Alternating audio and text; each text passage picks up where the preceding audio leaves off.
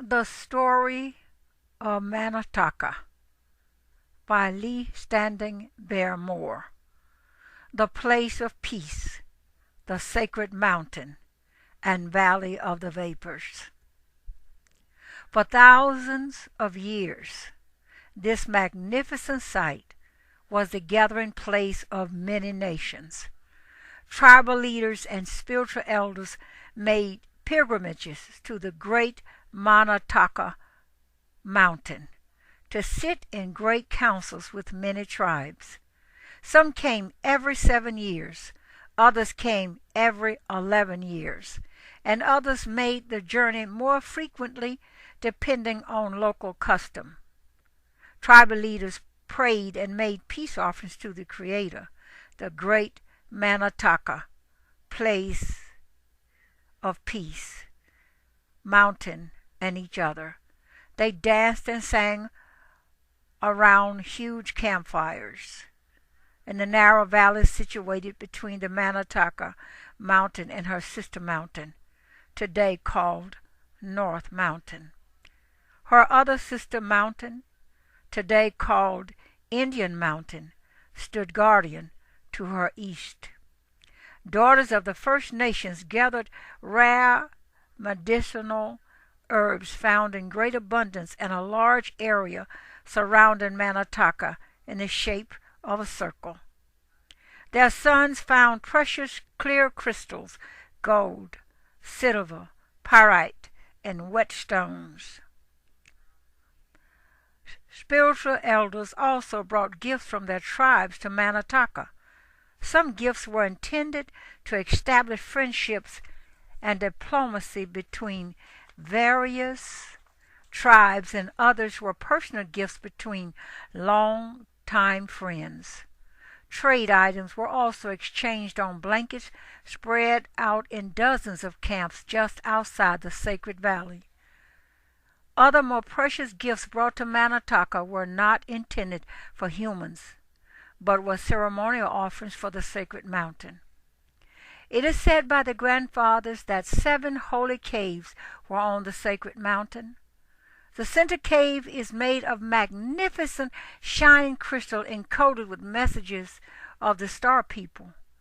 Inside the crystal cave are 7 crystal cones set on a crystal altar, and each contains secret messages and 7 shields. Ancient tribes came to Manataka on pilgrimages to place ceremonial items in 5 of the caves. The people of the south laid gifts in the southernmost cave, and people of the north laid their gifts in the northernmost cave. 2 other caves were used by the people from the west and east for offering ceremonies. The cave located to the left of the crystal cave was used by the keepers of Manataka, the Tula Indians of Tanaco, who lived in surrounding areas, and for other tribes living nearby such as the Caddo, Quapaw, Osage, Tunica, and Pawnee.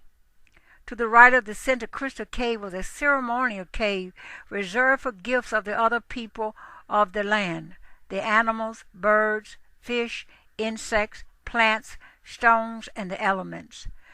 No one ever approached the most sacred crystal cave, as it was said to have been the workplace of the star people, angels, and resting place of many spirits. The southernmost cave nearest the surface of the ground once held the Manataka stone, or as referred to by the National Park Service as the calendar stone, brought by people from the south. The calendar stone was removed after the Civil War by workmen digging on the mountain to capture the sacred waters of Na Salon and build ornate bathhouses for the rich.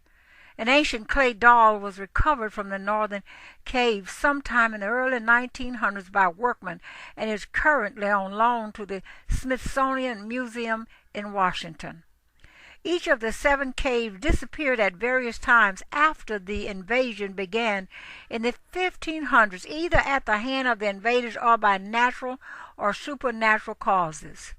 Everyone sought healing and pleasure in the magical hot waters of now Salon, breath of healing that spewed from the sides of the mountain, creating dozens of crystal-clear pools.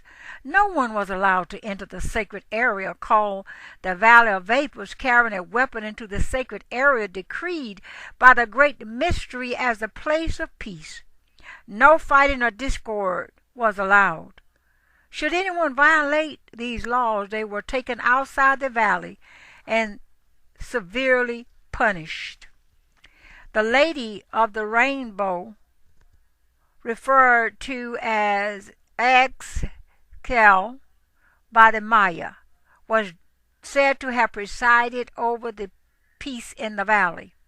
Dressed in all white buckskin and holding one eagle feather in each hand, she stood on the mountain overseeing the peace.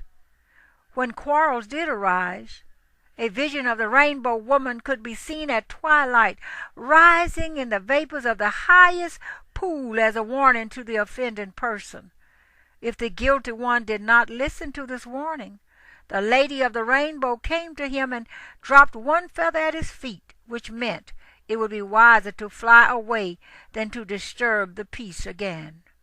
If this warning was not heeded, she dropped the second feather as a sign to his family and others to remove the offender from the valley by whatever means necessary.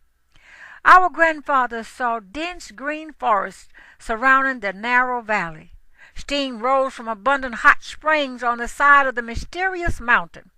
The valley was shrouded in misty vapors which feathered the lush underbrush and curled upward through the tall trees. Sometimes the vapors joined low clouds to float away in the pink evening sky. Other times they lay lightly upon the ground like a soft blanket or swirled around the bubbling crystal pools. Manataka was a place of strange and mystical beauty. Everywhere the sound of trickling water made sensual music as it bathed the bare faces of fractured cliffs and splashed into creeks at the bottom of the mountain in places where the steaming waters issued from the rock-growing cones of tufa covered with exotic mosses cupped in shades of red and orange painted the calcareous rock. Particles of silica washed by the sun sparkled like millions of diamonds, while pyrite fragments seemed to catch fire and glow. The most magnificent sight to behold at Manataka was seen from miles away in any direction. Indian elders on pilgrimage may have said to their fellow travelers, "We know we are there when the sign in the sky appears." The sign was a huge, beautiful rainbow stretching across the entire valley. The rainbows of Manataka would not disappear after a few minutes of glory in the sun like all other rainbows. Manataka's rainbows would build in size and would become more beautiful throughout the day because of the constantly running hot and cold water springs. The rainbows of Manataka were not only a natural wonder of the world and a magical sight, they held a very special meaning. We believe the rainbow has a sacred purpose. The rainbow is a sign of the Creator's great blessing. Wherever the rainbow appeared was a place appointed by the Great Spirit, Creator, for people to gather, especially those of different origins and interests. It was a place where even enemies sat in peace. It is at Manataka, under the rainbows, that the nations gathered by direction of the Creator for His purpose. Manataka is truly the place of peace for all people. The area was a cultural and trade center for all native peoples, a great melting pot of American Indian culture. The Valley of the Vapors was neutral territory unclaimed by any tribe. The Great Spirit decreed that all that visited here were to lay down their weapons and bathe as brothers in the healing waters. Even tribes who were hostile to each other acknowledged the truth while in the place of peace. The Caddo were the dominant people in areas surrounding the valley. The Quapaw, Osage, Tunica, Natchez, Pawnee, and Shawnee were nearby. There is disagreement between archaeologists, ologists and historians as the exact number of tribes that may have visited Manataka. Some say there may have been 34 language groups who considered the valley sacred ground. In an effort to diminish any sort of future claim on Manataka, others say there were none who visited here. Stories of the sacred valley of peace still exist among some tribes today. Other tribes whose languages have been largely lost since the European invasion speak of Manataka as if it were a mythical place.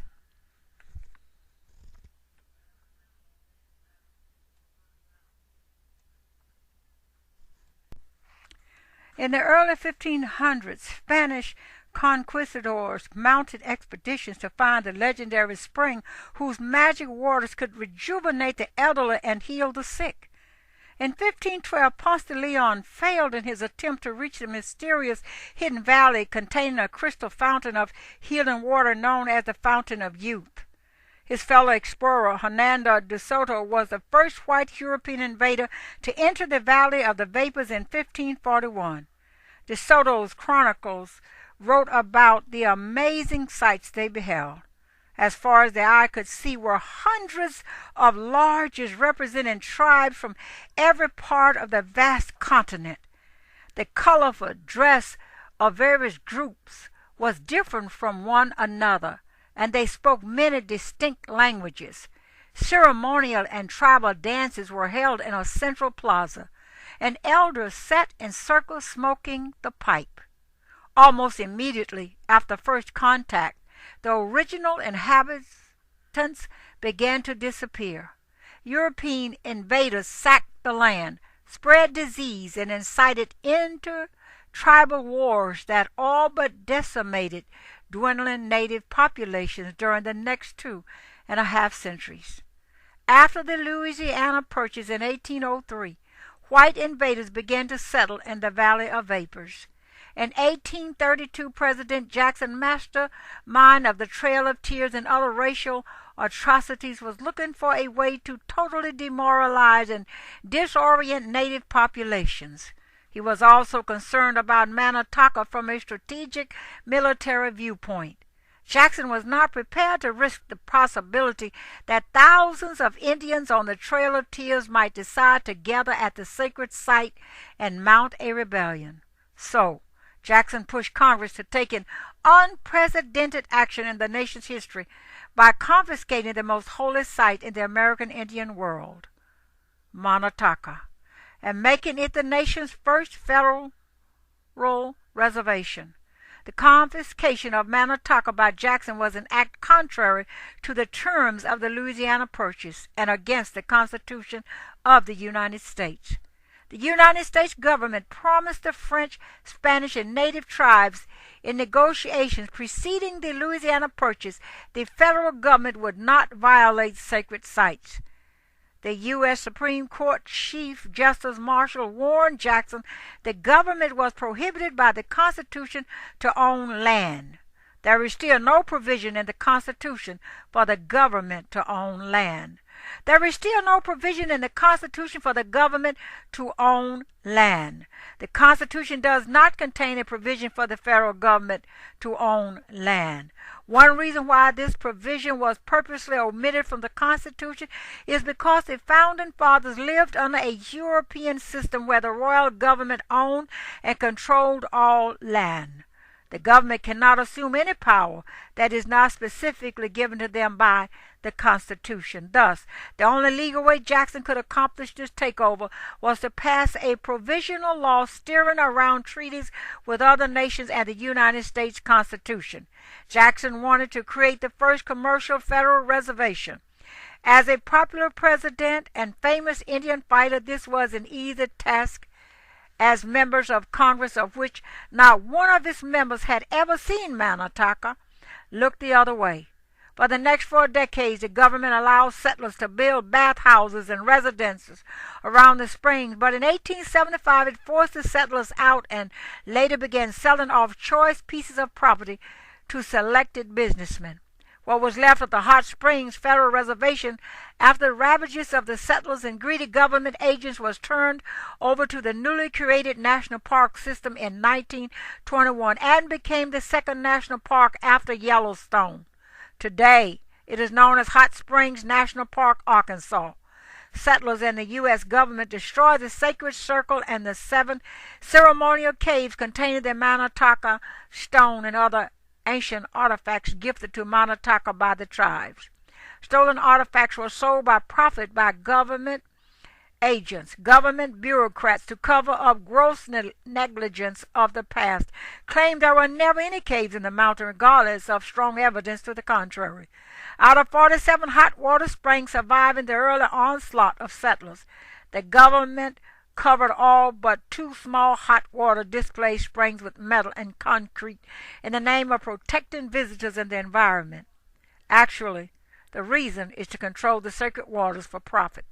They pump the waters to private bathhouses and hotels where it can be sold.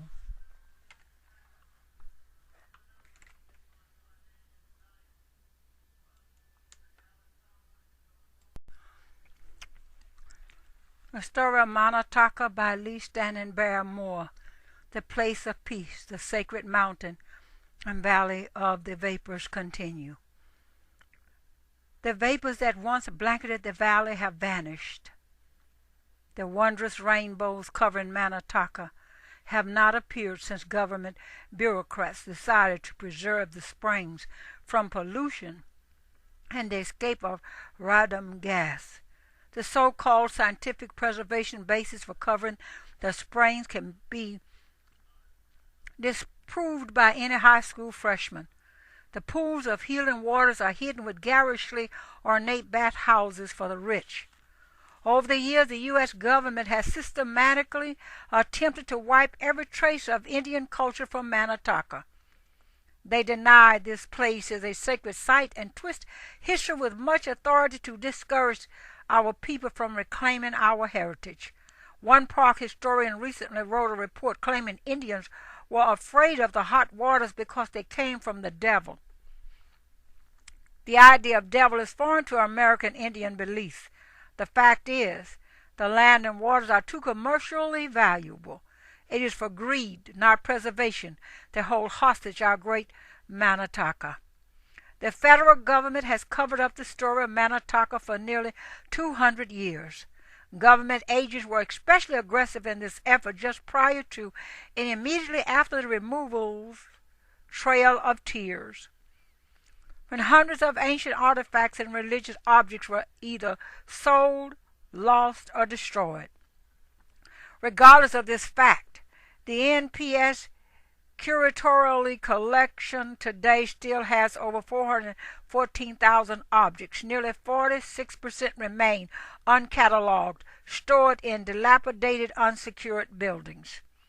Their lust to remove all traces of indigenous cultures has gone from frantic greed to sordid indifference to outright denial that our ancestors were ever here.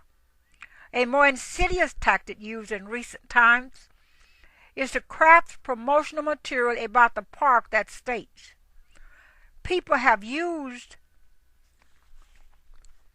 the hot spring water in therapeutic baths for 200 years as if no one was ever here before then.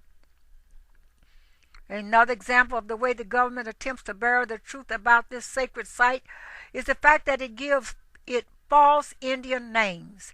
Government bureaucrats place 2 bronze plaques in the downtown area for tourists to read and give conflicting stories about the name of this ancient site. The first says Indians called the valley Nawesalon, breath of healing. This name only refers to the healing waters and not to the entire area. The second plaque says Indians called this site Tanaco. This is also incorrect.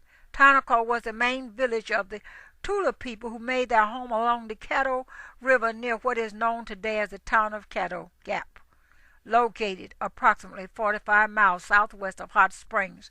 Today, a large statue of an Indian stands in the middle of Caddo Gap, declaring the area was known as Tanaco by local Indians. There are no plaques or statues designating this area as Manataka. Manataka, the place of peace. Yet the bureaucrats know this is its holy name. Today there are no monuments to the gentle people who were the keepers of Manataka. There is barely a remembrance of the spiritual power the great Manataka gave to the people. This sacred ground held great meaning for all native people and is part of their ancient lore. Will Manataka always be held captive by government bureaucrats never to breathe again? Will the rainbow woman who sleeps deep within the mountain awaken once more? Will the giant of American Indian spirit reawaken and its awesome strength be unleashed to give life back to the people of the land?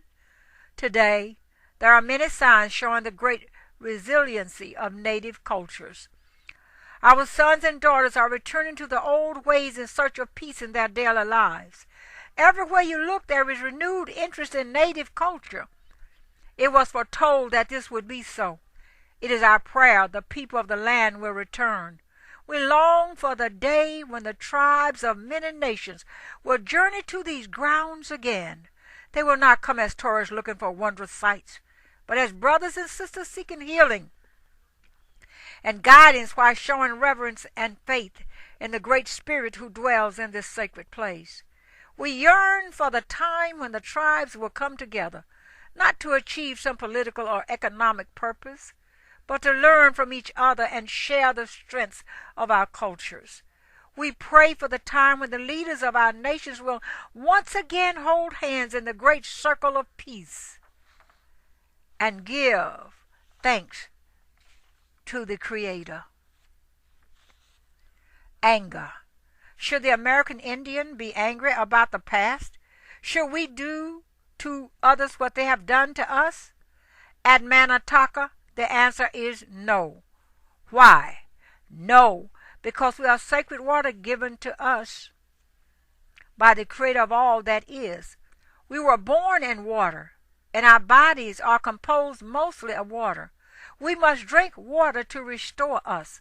Water is necessary to life, but sometimes the water comes in floods and washes away our homes and food. Waters of the flood take away our homes and often bring disease. We are sad after the flood waters leave. No, because we are the sacred wind given to us by the Creator of all that is. Every cell in our bodies contains the wind. We must breathe the wind every moment in order to live. But sometimes the wind comes like a tornado and blows away our homes and kills our loved ones. We are sad after the tornado leaves. The white European Judeo-Christian culture came to us like the wind and water. They flooded us with filth and greed and killed indigenous babies and grandmothers in the name of their religion. They came to us like the tornado, bringing the whirlwind stench of war and the shame of false ways. Should we hate the ignorant white invaders who came like a senseless flood and washed away the homes and sacred places of our ancestors? Should we hate those who flooded into our homes and stole the land? Do we hate their children who continue to violate our sacred Mother Earth and wreak terrible injustices upon us? Should we despise the government that came like a terrible tornado and killed our people and defiled our sacred places? But, dear friend, we as American Indians cannot be angry at the sacred waters and the wind because they are made by the Creator. We can only be sad. In the same way, the white European Judeo-Christian and their government are also made by the Creator, and we cannot hate them, for they too are made by the Creator. Tears. At Manataka, we shed no more tears for the past. Why should we not shed tears for all that has been lost? Because our culture is not gone. It flourishes and grows stronger each year. Look around you. American Indian culture is spreading all over the world. We should not cry for our ancestors because they are not gone. They are here with us now. Their spirits dwell within us. They are on our lips as we speak. They are upon our fingertips as we do the work to uphold our heritage. We honor them. We do not cry for them. We rejoice for them. The Great Spirit, Creator, caused our circle to be broken. At Manataka, we know the reason. It is for that reason we are here, keeping the spirit alive. Together, we can awaken the great forces of all native peoples by rekindling the fire of Manataka. The hot springs are still here. The medicinal herbs, quartz crystal, precious stones, and beauty are still here. And the beautiful waters of Noasalon flow abundantly. Wakatanka Naya Wes Pelo. Questions. Why did the elders of many nations make regular pilgrimages to Manataka? Was it to bathe in the healing waters? Was it to gather the healing herbs, healing stones, or healing clay? Did the great beauty of Manataka compel the elders to travel great distances across raging rivers through snowstorms, sandstorms, sometimes facing hunger on the trail and sometimes losing one of their family along the way? According to the National Park Service, the reason the people of the land came was to bathe in the waters for their health. NPS also says they came to make peace with one another. You know, those savages were always warring against each other, and for what other reason would this site be called the place of peace? Other NPS bureaucrats contradict these claims and say American Indian elders never considered Manataka a sacred place and few tribes ever came here. All these claims are false. Do you know why the nation sent their elders to Manataka? The answer to this most important question cannot be given in writing out of respect for our ancestors, our culture, and the sanctity of the story of Manataka. The answer may only be given eye to eye, heart to heart, to those who come to this special place of peace in the right way. The answer to this question will amaze you and will fill the remainder of your days with deep respect and understanding of the American Indian way of life.